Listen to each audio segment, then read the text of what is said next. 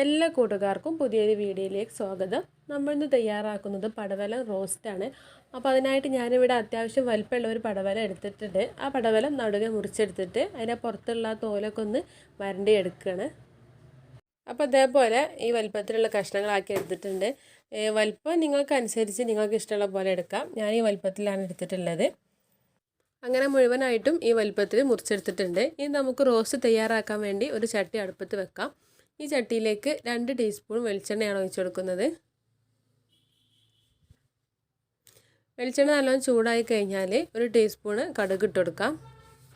ഇനി ഇതിലേക്ക് വേണ്ടത് വെളുത്തുള്ളിയാണ്. അപ്പോൾ ഞാനിവിടെ 6-7 അല്ലി വെളുത്തുള്ളി ചെറുതായിട്ടൊന്ന് ചതച്ചെടുത്തിട്ടുണ്ട്. അതിലേക്ക് ചേർത്ത് കൊടുക്കാം.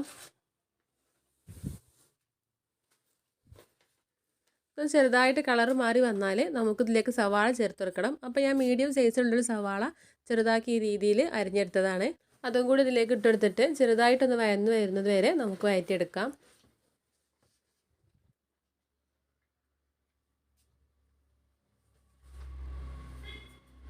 നല്ലോണം വഴന്ന് കിട്ടേണ്ട ആവശ്യമില്ല, ചെറുതായിട്ടൊന്ന് വഴന്ന് കിട്ടിയാൽ മതി.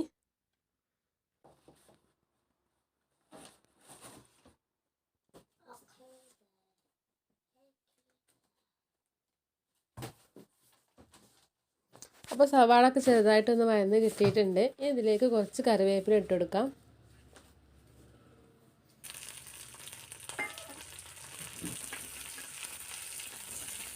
കറിവേപ്പില ഇട്ട് ഒന്ന് വഴറ്റിയതിന് ശേഷം നമ്മൾ കട്ട് ചെയ്ത് വെച്ചിട്ടുള്ള പടവലം ഇതിലേക്ക് ഇട്ട് കൊടുക്കാം.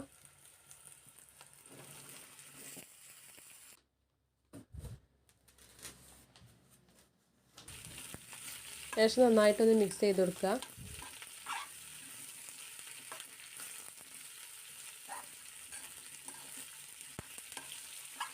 ഇത് നന്നാക്കി ഒന്ന് മിക്സ് ആക്കിയതിന് ശേഷം ഒന്ന് അടച്ച് വെച്ചിട്ട് വേവിച്ചെടുക്കാം.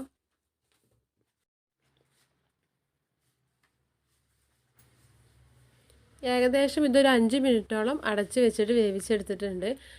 ഇത് വേവിച്ചെടുക്കാൻ വേണ്ടി ഇതിലേക്ക് വെള്ളം ഒഴിച്ചെടുക്കേണ്ട ആവശ്യമൊന്നുമില്ല. പടവലം ആയതുകൊണ്ട് തന്നെ ഇതിലേക്ക് കുറച്ച് വെള്ളമൊക്കെ ഇറങ്ങി വരും. ഇത് വേവാൻ ആവശ്യമായിട്ടുള്ള വെള്ളം ഇതിൽ തന്നെ ഉണ്ടാവും. 5 മിനിറ്റ് കഴിഞ്ഞ് തുറന്ന് നോക്കിയപ്പോൾ തന്നെ പടവലം നന്നായിട്ട് വെന്ത് കിട്ടിയിട്ടുണ്ട്.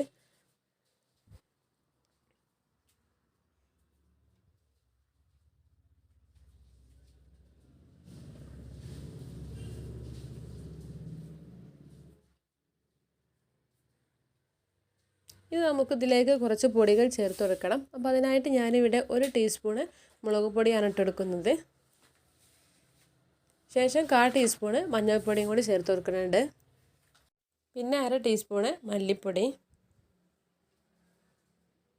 1/4 ടീസ്പൂണ് വലിയ ജീരകം പൊടിച്ചതും കൂടി ചേർത്ത് കൊടുക്കാം.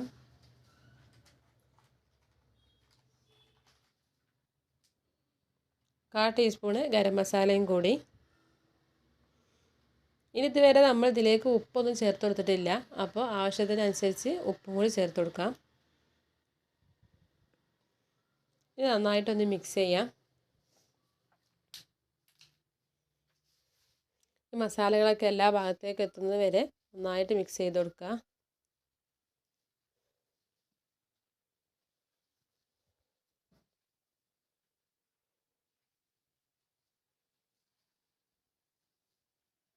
ഈ മസാലകളൊന്നും ആദ്യം ചേർത്ത് കൊടുക്കരുത്. പടവലം വെന്ത് വന്നതിന് ശേഷം മാത്രം ചേർത്ത് കൊടുത്താൽ മതി.